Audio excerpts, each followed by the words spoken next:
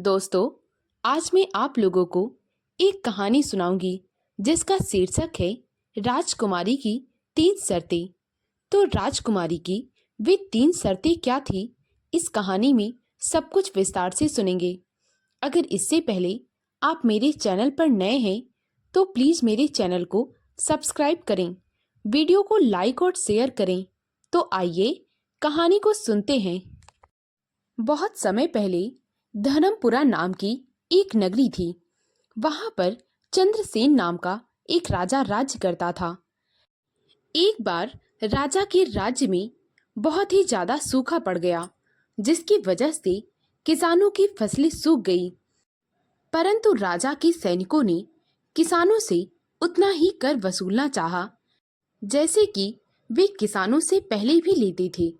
जब यह बात राजा को पता चली तो राजा ने अपने मंत्रियों को उनके पद से हटा दिया और यह आदेश दिया कि इस बार किसान कोई भी कर नहीं जमा करेंगे और जिस परिवार में खाने के लिए राशन नहीं है उन्हें राजकोष से राशन दिया जाएगा।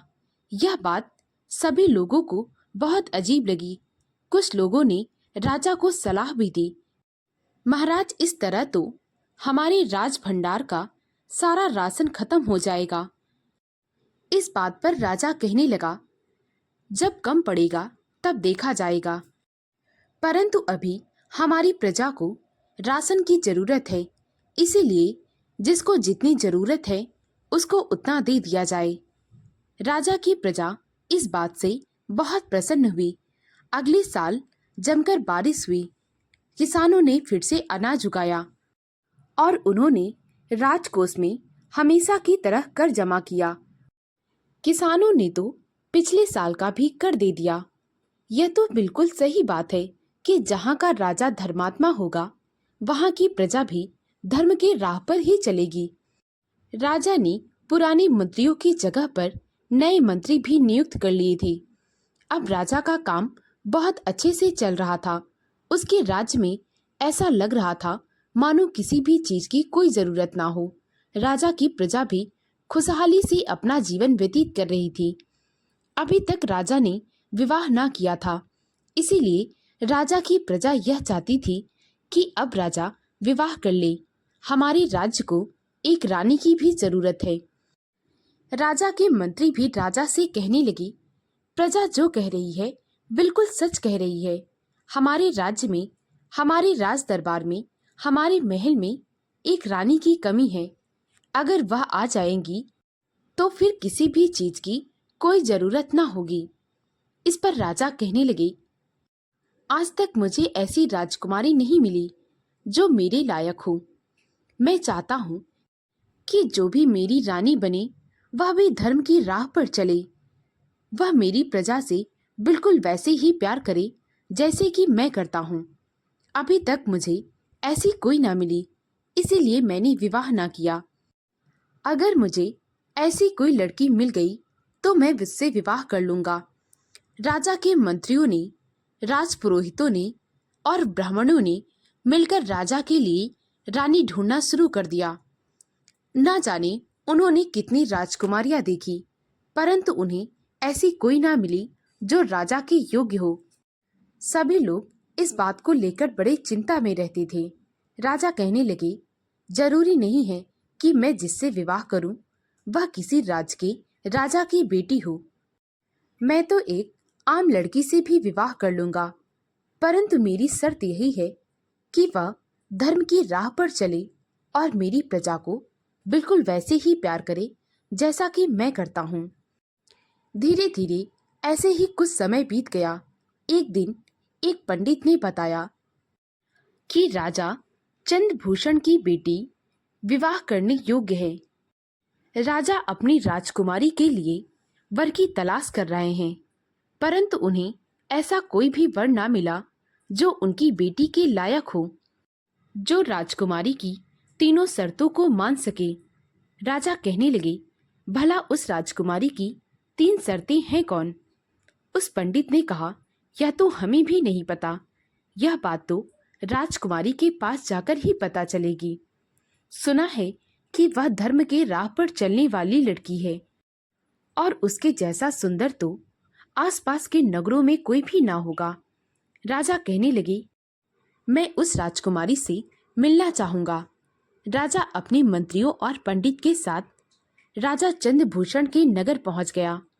वहां पर पहुंचकर राजा ने राजकुमारी को राज दरबार में बुलवाया।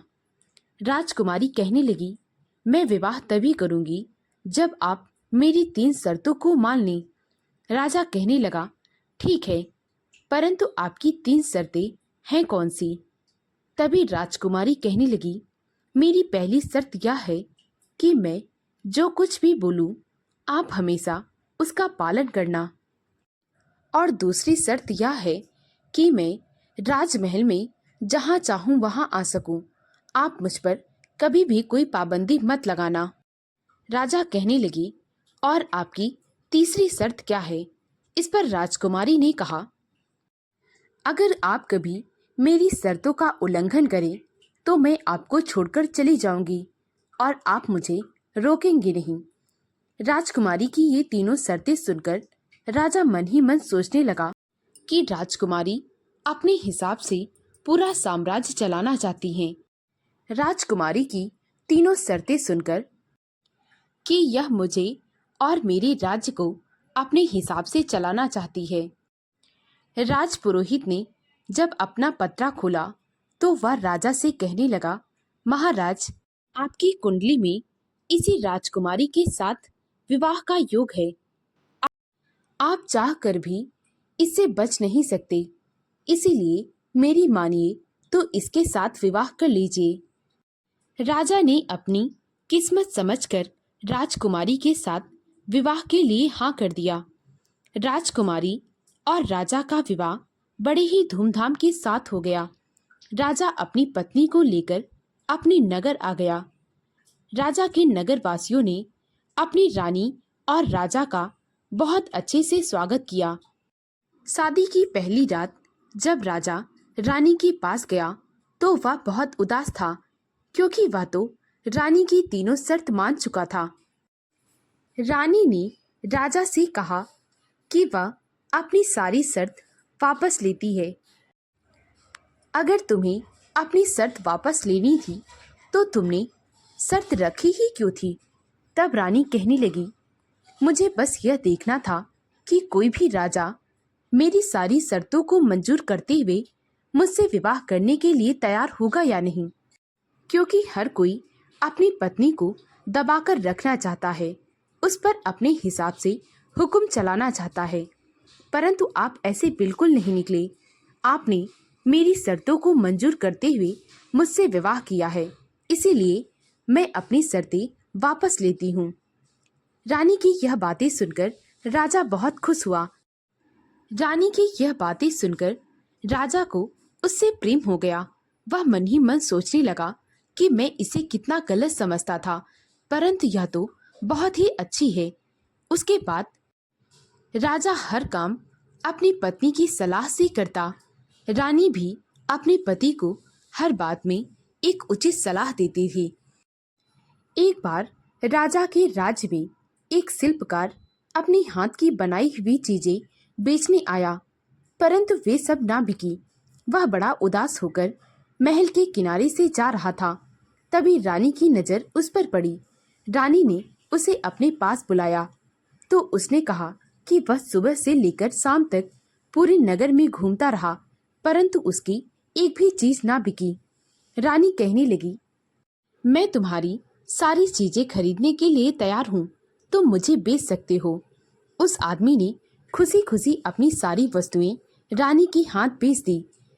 रानी ने राजा से कहा कि आप यह घोषणा करवा दीजिए कि अगर कोई भी नगर में कुछ बेचने आता है और वह नहीं बिकता है तो वह आदमी राज दरबार में आकर अपनी वस्तुएं बेच सकता है। रानी की यह दयालुता देखकर राजा बहुत प्रसन्न हुआ। उसके बाद राजा ने पूरे नगर में घोषणा करवा दी, अब कोई भी अगर सामान बेचने आता और वह बाजारों में ना बिकता या फिर प्रजा में ना बिकता तो वह आदमी आकर राज दरबार में अपनी वस्तुएं बेच जाता।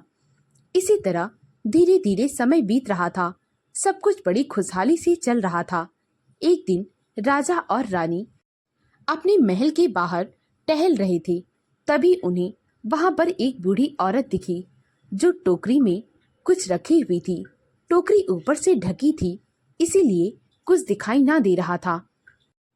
उस टोकरी को देखकर ऐसा लग रहा था कि उसका भार बहुत है और उसके भार की वजह से वह बूढ़ी औरत बहुत थक गई है। रानी ने कहा, अम्मा, इस टोकरी में तुम क्या बेच रही हो? तभी वह औरत कहने लगी, बेटी, इसमें मैं अपने हाथ की बनाई हुई चीजें बेचने आई थी। मैंने सोचा था कि यह वस्तुएं बिक जाएंगी, उनसे जो पैसा मिलेगा मैं उससे अपनी बेटी का विवाह कर दूंगी। परंतु दुख की बात यह है कि मेरी एक भी वस्तु ना बिकी, इसीलिए मैं इसे वापस ले जा रही हूँ। तभी रानी ने कहा, आप इसे राजकोष में जाकर दे आइए और इसकी जो भी कीमत है आप वहां से ले लीजिएगा। वह बूढ़ी औरत राजकोष में गई और वहां पर अपनी टोकरी दे दी। राजकोष के मंत्रियों ने उससे पूछा कि यह टोकरी यहाँ पर रखने के लिए किसने कहा? तभी उसने कहा कि रानी ने मुझे यह टोकरी यहाँ पर रखने के लिए कहा है और इसकी कीमत आप मुझे दे दीजिए। मंत्रियों ने सोचा कि रानी ने सामान देख ही लिया होगा, इसीलिए उन्होंने उस टोकरी को खोलकर नहीं देखा और उस टोकरी की कीमत 50 सोने के सिक्के उस बूढ़ी औरत को दे दिए। वह बूढ़ी औरत अपने पैसे लेकर वहां से चली आई। अगले दिन मंत्री मन ही मन सोचने लगा, आखिर इस टोकरी में ऐसा क्या है? उसने वह टोकरी जब खोल के देखी तो उसमें कूड़ा करकट रखा हुआ था। वह भागा भागा राजा के पास गया और सारी बात राजा को बता दी। राजा इस बात से बहुत हैरान था। वह मन ही मन सोचने लगा, आखिर वह बूढ़ी औरत कौन थी और उसने ऐसा क्यों किया? राजा ने पता लगाने की कोशिश भी की, परंतु उस बूढ़ी औरत का कुछ भी पता न चला। राजा इस बात को लेकर बहुत परेशान रहता था। वह अक्सर सोचता था कि आज तक तो ऐसा कुछ भी ना हुआ। एक दिन अचानक से राजा को अपने महल से एक औरत निकलती हुई दिखाई दी। वह औरत बहुत ही सुंदर थी। राजा कहने लगे, तुम कौन हो? मैंने तो तुम्हें अपने महल में क्या, अपने राज्य में भी कभी नहीं देखा। वह औरत कहने लगी, मैं लक्ष्मी हूँ और मैं अब यहाँ पर नहीं रह सकती क्योंकि तुम्हारे राजकोष में कूड़ा करकट है। जहाँ पर कूड़ा करकट और गंदगी होती है मैं वहाँ पर रहना पसंद नहीं करती, इसीलिए मैं तुम्हारा महल छोड़कर जा रही हूँ। थोड़ी ही देर बाद राजा को वहाँ से एक आदमी निकलता हुआ दिखाई पड़ा। वह आदमी भी राजा के लिए बिल्कुल अनजान था। राजा उससे भी कहने लगा, तुम कौन हो? मैंने तुम्हें अपने महल तो क्या, अपने राज्य में भी कभी नहीं देखा। वह कहने लगा, मैं पुण्य हूँ। जब आपके महल में लक्ष्मी जी नहीं रहेंगी तो मेरे भी रहने का कोई भी मतलब नहीं। जहाँ पर लक्ष्मी जी रहेंगी मैं वहीं पर रहता हूँ।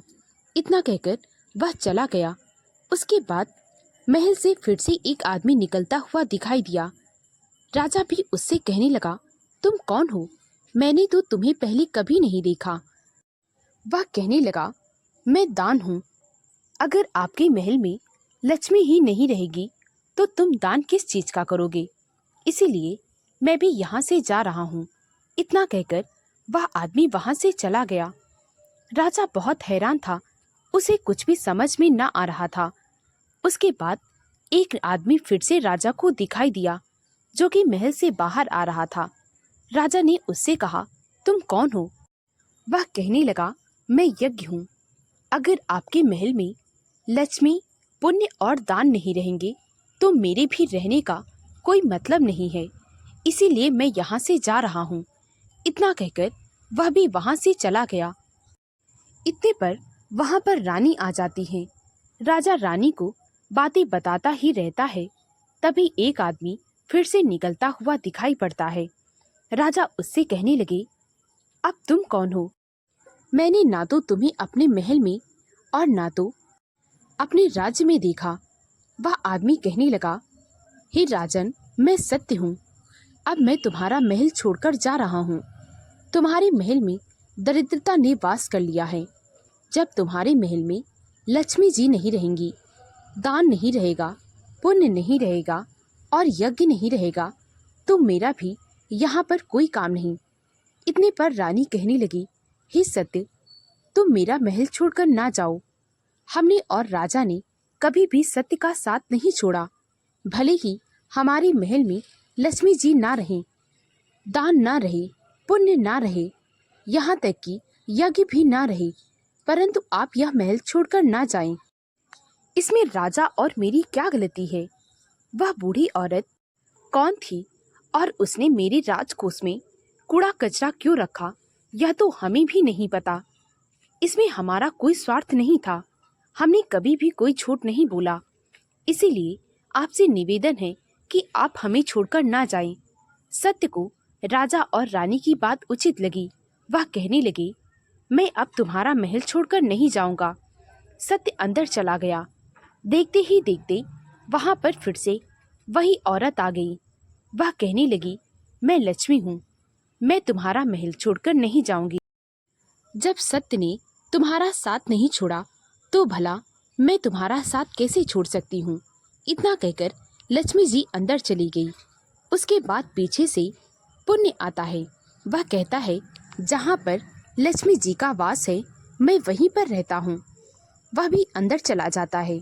उसके बाद पीछे से दान आता है। वह कहता है, जहाँ पर लक्ष्मी रहती है मैं वहीं रहता हूँ। इतना कहकर वह भी अंदर चला जाता है। उसके बाद पीछे से यज्ञ आता है। वह कहता है, जब लक्ष्मी, दान और पुण्य आपके महल में हैं, तो भला मैं बाहर कैसे रह सकता हूँ।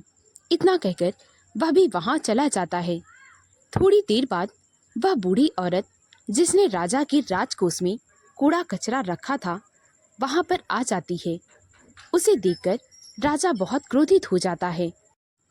इससे पहले वह कुछ कहता, वह औरत अपने असली वेश में आ जाती है।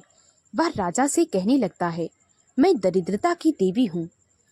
मुझे देवताओं ने आपके यहाँ पर भेजा था, परंतु आज मैं अपनी गंदगी वापस ले जाने आई हूँ।